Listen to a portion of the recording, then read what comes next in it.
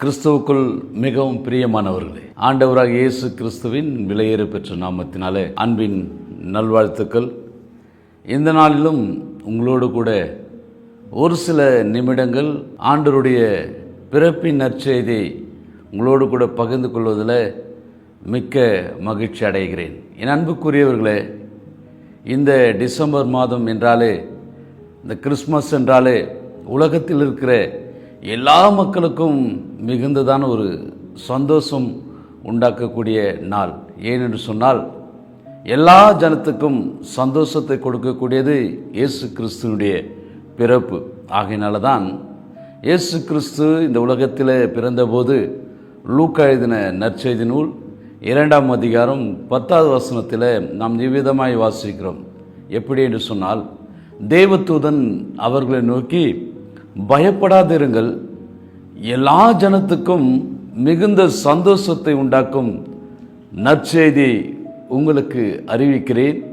இன்று கர்த்தராகிய கிறிஸ்து என்னும் இரட்சகர் உங்களுக்கு பிறந்திருக்கிறார் என்று சொல்லி அன்றைக்கு தேவதூதன் மேய்ப்பர்களை பார்த்து சொன்னபோது அவர் சொன்னதான வார்த்தை எல்லா ஜனத்திற்கும், இந்த உலகத்தில் இருக்கிற ஒரு குறிப்பிட்ட இனத்திற்காக, கிறிஸ்தவர்களுக்கு மாத்திரமல்ல, உலகத்தில் இருக்கிற எல்லா ஜனத்திற்கும் மிகுந்த ஒரு சந்தோஷத்தை உண்டாக்கக்கூடிய செய்திதான் கிறிஸ்து பிறந்த செய்தி. இந்த உலகத்தில் ஆண்டவராகிய இயேசு கிறிஸ்து எல்லாருக்கும் சந்தோஷத்தை கொடுக்கும்படியாய், எல்லாருக்கும் மகிழ்ச்சி கொடுக்கும்படியாய் இந்த உலகத்தில் அவர் மனுஷகுமாரனாய் பிறந்திருக்கிறார். என் அன்புக்குரியவர்களே, இந்த உலகத்தில் மனிதனுடைய வாழ்க்கையில் ஒரு நிறைவான சமாதானம் இல்லாமல், ஒரு நிறைவான சந்தோஷம் இல்லாமல், வாழ்க்கையிலே ஆறுதல் இல்லாமல் வாழ்ந்து கொண்டிருக்கிற மக்களுக்கு ஆறுதலை கொடுக்கும்படியாக தான், சந்தோஷத்தை கொடுக்கும்படியாதான், சமாதானத்தை கொடுக்கும்படியாதான் ஆண்டவராகிய இயேசு கிறிஸ்து 2000 ஆண்டுகளுக்கு முன்பாக இந்த உலகத்தில் மனுஷகுமாரனாய் வந்து உதித்தார். என் அன்புக்குரியவர்களே, 1 தீமோத்தேயுவின் புஸ்தகம் 1ஆம் அதிகாரம் 15வது வசனத்தில் நாம் நிவேதமாய் வாசிக்கிறோம், பாவிகளை ரட்சிக்கும்படியாய் கிறிஸ்து இயேசு இந்த உலகத்திலே வந்தார் என்று சொல்லி. என் அன்புக்குரியவர்களே, இந்த உலகத்தில் இருக்கிற எல்லா மக்களையும், யாரெல்லாம் என்னென்ன கஷ்டத்தில் இருக்கிறார்களோ, யாரெல்லாம் என்னென்ன துன்பத்தின் மத்தியில் வாழ்ந்து கொண்டிருக்கிறார்களோ, எந்த போராட்டத்தின் மத்தியில் வாழ்ந்து கொண்டிருக்கிறார்களோ, அந்த மக்களுக்கெல்லாம் ஆண்டவர் விடுதலை கொடுக்கும்படியாய், ஆண்டவர் ரட்சிப்பை கொடுக்கும்படியாய் இந்த உலகத்தில் மனுஷகுமாரனாய் தேவாதி தேவன் இந்த உலகத்தில் வந்து பிறந்திருக்கிறார். என் அன்புக்குரியவர்களே, அவருடைய பிறப்பின் நன்னாளை நாம் கொண்டாடி கொண்டிருக்கிறோம். இன்னும் ஆண்டுடைய நாமத்தினாலே உங்களை நான் வாழ்த்துகிறேன். என் அன்புக்குரியவர்களே, வேதத்தில் நாம் வாசிக்கிறோம், ஆறுதல் இல்லாத ஜனங்களுக்கு தேவன் ஆறுதலை கொடுக்கும்படியாய் இந்த உலகத்தில் மனுஷகுமாரனாய் வந்துதித்தார். இயேசு கிறிஸ்து இந்த உலகத்தில் பிறந்தபோது, இந்த உலகத்தினுடைய சட்ட திட்டங்களின்படி, இந்த உலகத்தினுடைய காரியங்களின்படி இயேசு பிறந்து 8ஆம் நாளிலே அவரை தேவாலயத்துக்கு கொண்டு போன போது, அந்த தேவாலயத்தில் ஒரு பக்தியுள்ள ஒரு மனிதன் இருக்கிறார், நீதியுள்ள ஒரு மனிதன் இருக்கிறார், பரிசுத்த ஆவினால நிரப்பப்பட்ட ஒரு மனிதன் அந்த இடத்துல, அந்த தேவாலயத்தில் அவர் இருக்கிறார். அவருடைய பெயர் சிமியோன். அந்த சிமியோன் பாருங்க, இயேசு கிறிஸ்து தேவாலயத்துக்கு கொண்டு போன போது, இயேசு கிறிஸ்துவை பிறந்த 8வது நாளிலே தேவாலயத்தில் கொண்டு போய் அவரை படைக்கும் போது, தேவாலயத்தில் கொண்டு போய் அவரை பிரதிஷ்டை செய்யும்படியாய் கொண்டு போன போது, சிமியோன் இயேசு கிறிஸ்துவை தன்னுடைய கைகளிலே ஏந்தி கொண்டு லூக்கா எழுதின நற்செய்தி நூல் 1ஆம் அதிகாரம் 25வது வசனத்தில் இவ்விதமாய் சொல்லுகிறார், இஸ்ரவேலின் ஆறுதல் வர காத்திருந்த தேவகுமாரன் இவர் என்று அவர் சொல்லுகிறார். அவர் சொல்லுகிறார், இயேசு கிறிஸ்துவை தன்னுடைய கைகளில் ஏந்தி கொண்டு, இவர் இஸ்ரவேலுக்கு ஆறுதலை தருகிற தேவன், இவர் ஜனங்களுக்கு ஆறுதலை தருகிற தேவன் என்று சொல்லி சிமியோன் சொல்லுகிறார். அவர் சொல்லுகிறார், ரட்சணியத்தை என் கண்கள் கண்டது. இந்த உலகத்தில் ரட்சிக்கக்கூடியவர் இவர்தான், இவர்தான் ரட்சிக்கக்கூடியவர், இவர்தான் எல்லா ஜனங்களுக்காக, எல்லா மக்களுக்காக ரட்சிப்பை கொண்டு வரக்கூடிய நபர் என்பதை சிமியோன் அன்று தீர்க்க தரிசனமாய் சொன்னார். என் அன்புக்குரியவர்கள், இயேசு கிறிஸ்துவின் பிறப்பானது. இயேசு கிறிஸ்து இந்த உலகத்தில் வந்ததின் நோக்கம் என்னவென்று சொன்னால், லூக்கா எழுதின நற்செய்தி நூல் 19ஆம் அதிகாரம் 10வது வசனத்திலாம் இவ்விதமாய் வாசிக்கிறோம். இழந்து போனதை தேடவுமே ரட்சிக்கவுமே இயேசு கிறிஸ்து இந்த உலகத்திலே வந்திருக்கிறார். என் அன்புக்குரியவர்களே, இந்த வார்த்தைகளை கேட்டுக்கொண்டிருக்கிற என் அருமை சகோதரனே, என் அருமை சகோதரியே, அன்பு தகப்பனே, தாயே, இந்த உலகத்தில் நீ எதெல்லாம் இழந்து போயிருக்கிறாய், எதெல்லாம் உன் வாழ்க்கையில் இழப்பாய் இருந்திருக்கிறது, அதையெல்லாம் நீ மீண்டுமாய் பெற்றுக்கொள்வ. ஏன் தெரியுமா? இயேசு கிறிஸ்து இழந்து போன எல்லாவற்றையும் மீண்டும் உனக்கு கொடுக்க அவர் வல்லவராய் இருக்கிறார். இந்த கிறிஸ்துமஸ் நாட்களில், இந்த கிறிஸ்துவின் பிறப்பின் நாட்களில் அவரை உன் முழு இதயத்தோடு, உன் முழு ஆத்துமாவோடு விசுவாசிப்பாய் என்று சொன்னால், நம்புவாய் என்று சொன்னால், என் அன்புக்குரியவர்களே, நீ இழந்து போன சகல ஆசீர்வாதங்களையும் நீ பெற்றுக்கொள்வாய். நீ இழந்து போன எல்லாவற்றையும் மீண்டுமாய் கர்த்தர் உனக்கு கொடுப்பார்.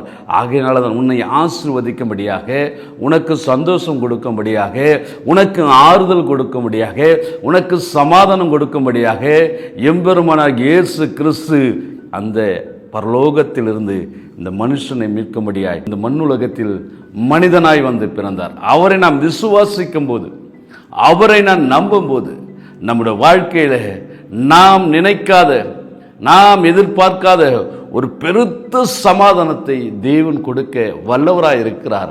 அவர் போதுமானவராய் இருக்கிறார்.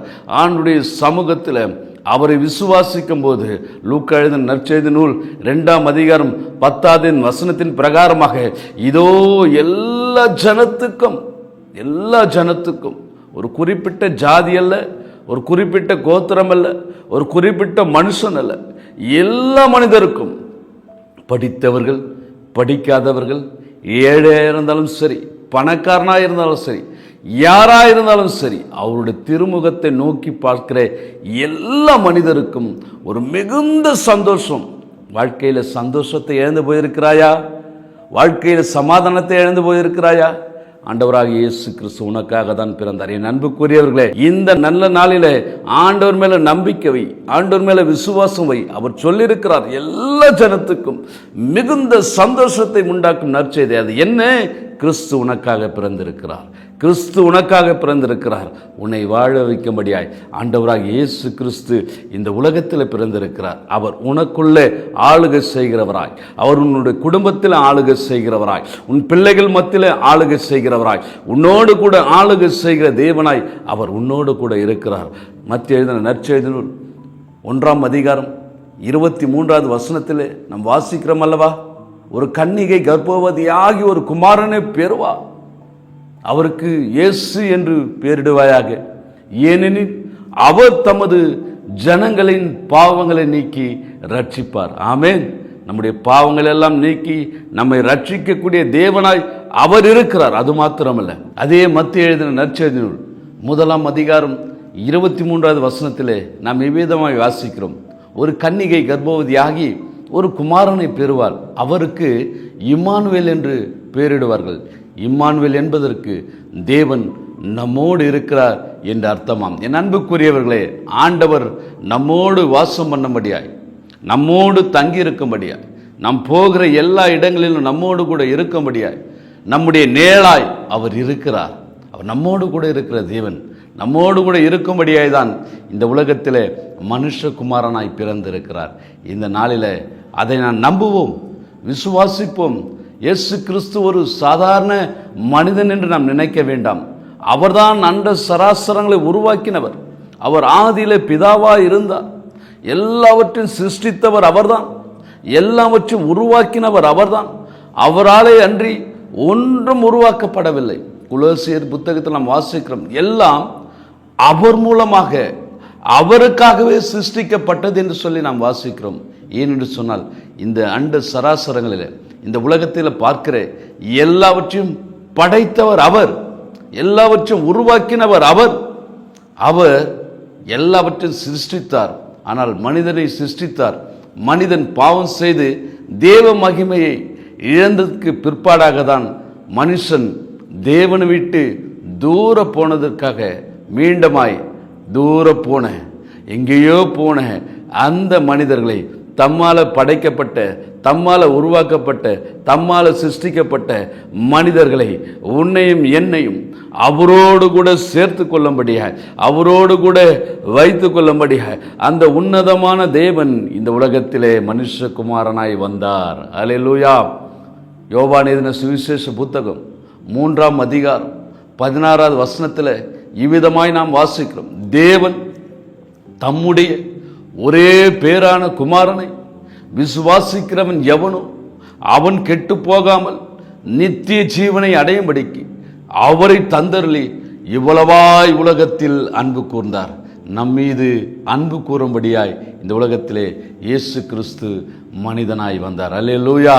நம்மை நேசிக்கிற தேவன், என் அன்புக்குரியவர்களே, இயேசு கிறிஸ்து இந்த உலகத்தில் வந்ததின் நோக்கம் உனக்கும் எனக்கும் நம் எல்லாருக்கும் ஒரு மிகுந்த சந்தோஷத்தை கொடுக்கும்படியாய் ஆண்டவர் இந்த உலகத்தில் பிறந்திருக்கிறார்.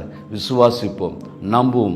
உங்களுக்கு ஆண்டவர் சந்தோஷத்தை கொடுக்கவும், உங்களுக்கு சமாதானத்தை கொடுக்கவும், ஆண்டவர் நீங்கள் எதெல்லாம் இழந்து போயிருக்கிறீர்களோ, எதெல்லாம் நீங்கள் ஆண்டவருடைய சமூகத்தில் இழந்து போய் இன்றைக்கு நீங்கள் உங்களுடைய வாழ்க்கையில நிம்மதியை இழந்திருக்கலாம், சமாதானத்தை இழந்திருக்கலாம், சந்தோஷத்தை இழந்திருக்கலாம், உங்களுடைய பலத்தை இழந்திருக்கலாம், உங்களுடைய சுகத்தை இழந்திருக்கலாம், ஆரோக்கியத்தை இழந்திருக்கலாம்.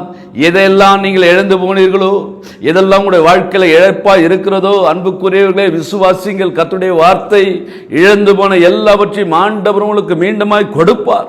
அதற்காக தான் இந்த உலகத்திலே ஆண்டவர் மனிதனாய் பிறந்திருக்கிறார். அவர் உங்களுக்கு சந்தோஷத்தை கொடுப்பது மாத்திரமல்ல, இழந்து போன எல்லாவற்றையும் மீண்டும் ஆண்டவர் உங்களுக்கு கொடுப்பார். நீ தேவ மகிமை இழந்திருப்பாய் என்று சொன்னால் தேவ மகிமையை உனக்கு கொடுப்பார். தேவனின் ஆசீர்வாதங்களை இழந்திருப்பாய் என்று சொன்னால் தேவனின் ஆசீர்வாதங்கள் உனக்கு கிடைக்கும். அவரை விசுவாசிக்கும் போது உனக்கு சந்தோஷத்தை கொடுத்து நீ இழந்து போன எல்லாவற்றையும் ஆண்டவர் மீண்டும் உனக்கு கொடுப்பார். அது மாத்திரமல்ல, இழந்து போனதை கொடுக்கிற தேவன் நம்மோடு கூட இருக்கிறார். நம்முடைய குடும்பத்தில் இருக்கிறார், நம்முடைய பிள்ளைகள் மத்தியில் இருக்கிறார், நம் போகிற எல்லா இடங்களிலும் நம்மோடு கூட இருக்கிறார். அதனாலதான் ஏசாயா தீர்க்கதரிசன புஸ்தகம் 41வது அதிகாரம் 10வது வசனத்தில் சொல்லப்பட்டது என்ன தெரியுமா? பயப்படாதே, நீ பயப்படாதே, நான் உன்னோடு கூட இருக்கிறேன் என்று சொல்லி வாக்கு கொடுத்த தேவன் நமக்கு சந்தோஷத்தை கொடுக்கும்படியாய் ஆண்டவராக இயேசு கிறிஸ்து இந்த உலகத்தில் வந்திருக்கிறார். இழந்து போனதை மீண்டும் பெற்றுக்கொள்ளும்படியாய் ஆண்டவராக இயேசு கிறிஸ்து இந்த உலகத்தில் வந்திருக்கிறார். நம்மோடு கூட இருக்கும்படியாய் ஆண்டவராக இயேசு கிறிஸ்து இந்த உலகத்தில் நமக்காக பிறந்திருக்கிறார். என் அன்புக்குரியவர்களே, அவரை விசுவாசிப்போம், அவரை நம்புவோம். கடைசியாக ஆண்டவர் சொல்லுகிற காரியம், உங்கள் மீதும் என் மீதும் நம் அனைவர் மீதும் அன்பு செலுத்தும்படியாய், அன்பு கூறும்படியாய் இயேசு இந்த உலகத்திலே மனிதனாய் வந்தார். நம்மை நேசிக்கக்கூடிய தெய்வம், தாயை போல அணைக்கக்கூடிய தெய்வம், தகப்பனை போல தோளிலே சுமக்கக்கூடிய தெய்வம் இயேசு மாத்திரமே. அவரை நம்புவோம், அவரை விசுவாசிப்போம். என் அன்புக்குரியவர்களே, இந்த கிறிஸ்துமஸ் நாட்களில், இந்த மகிழ்ச்சியின் மாதங்களில், இந்த மகிழ்ச்சி நாட்களில், இந்த சந்தோஷத்தின் நாட்களில் ஆண்டவர் உங்களுக்கு சந்தோஷத்தை தருவார். நம்புங்கள். இழந்து போனதை மீண்டும் நீங்கள் பெற்றுக்கொள்வீர்கள். நம்புங்கள். கடவுள் உங்களோடு கூட இருப்பார். இயேசு உங்களோடு கூட இருப்பார். நம்புங்கள். அவருடைய அன்பு உங்களை ஆளுகை செய்யும். இந்த நாளில் நாம் விசுவாசிப்போம். ஆண்டவராக இயேசு கிறிஸ்துடைய சமாதானமும் அவர் கொடுக்கிற சந்தோஷமும் நம்மோடு கூட இன்றும் என்றும் சதா காலங்களிலிருந்து அவர் நடத்துவார். இந்த கிறிஸ்துமஸ் நாட்களிலே ஆண்டவராக இயேசு கிறிஸ்து உங்களுடைய இல்லங்களிலும் உங்களுடைய உள்ளங்களிலும் ஆளுகை செய்து உங்களுக்கு வேண்டிய நிறைவான ஆசீர்வாதத்தை கொடுத்து நடத்துவார். நம்புங்கள், விசுவாசியுங்கள். கர்த்தருடைய ஆசீர்வாதம் எப்போதும் உங்களோடு கூட இருக்கும். ஆமென். நன்றி.